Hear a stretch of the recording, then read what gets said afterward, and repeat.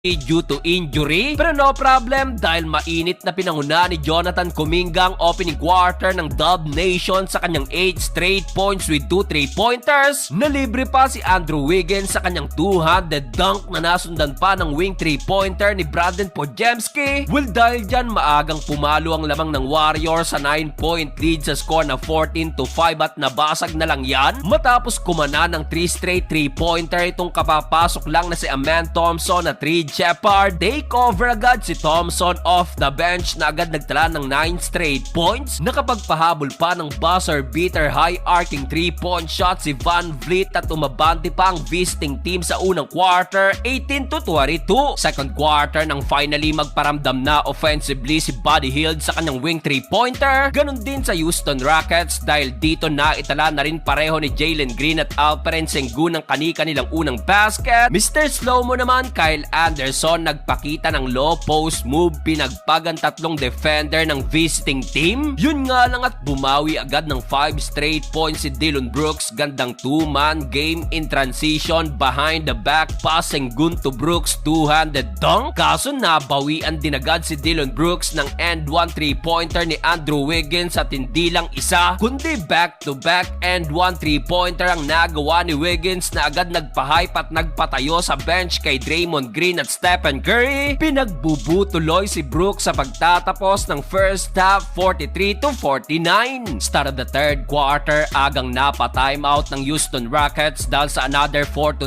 run ng Golden State Warriors. Nagtuloy-tuloy pa yan, Andrew Wiggins at Jonathan Kuminga kumana pa ng another back-to-back 3-point shot. Dahil dyan pumalo na ang lamang ng Warriors sa 15 points 61-46. Pero matapos yan, dito na napa-take over si Fred Van Vliet at Jalen Green na naitala ang kanilang combined 23 points. Well, dahil sa nagawang counter run ng Rockets natapos ang third period na ibaba nila sa single digit ang tambak 73-66. Fourth and final quarter, parang may spring ang mga paa ni Jalen Green, niliparan lang ang depensa ng Warriors at dahil sa pull-up jumper na to ni Amen Thompson, heto't isa na lang ang lamang ng home team 77-76. Buti na lang at to the rescue na naman si Jonathan Kuminga sa kanyang back-to-back basket. Hype na hype si JK at napa-flex na lang din si Draymond Green. Pero heto't may bawi na naman ng Rockets. Alperen Sengun sa loob at Dillon Brooks naman sa labas. Baba na naman sa dalawa 87-85. May pa-stare down pa si Dillon Brooks kaso Jonathan Kuminga sumagot na naman ng back-to-back basket 95-89. Wala nang isang minuto muling na ibabayan ni Sengun sa tatlo 96-93. Kaso heto na naman si Jonathan Kuminga pinagpagan depensa ni Brooks at